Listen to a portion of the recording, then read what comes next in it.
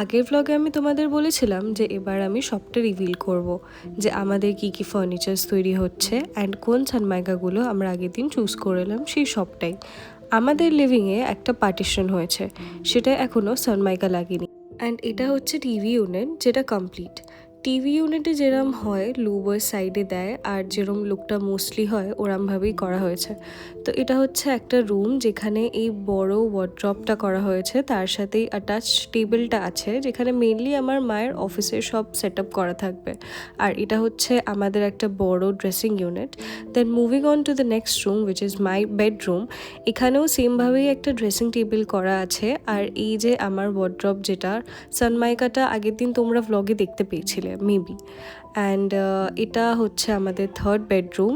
এই রুমটার ওয়ার্ড্রপটা করা হয়েছে এই রুমটাতে যে বেডটা থাকবে সেটার সাথে ম্যাচিং করে। আর lastly this is our kitchen, যেটা অলমোস্ট কমপ্লিট। বাট হ্যাঁ, এখনও তো অনেক সাজানোর কাজ আর আরও অনেক টুকটাক কাজ বাকি থেকেই যায়। নেক্সট ভিডিওতে আমি তোমাদেরকে কলকাতার বিগেস্ট লাইট মার্কেটে নিয়ে যাব অ্যান্ড নিজের সাথে সাথে তোমাদেরও এক্সপ্লোর করাবো। তো আজকের ব্লগটা এখানেই শেষ করলাম, দেখা হচ্ছে পরের একটা ব্লগে।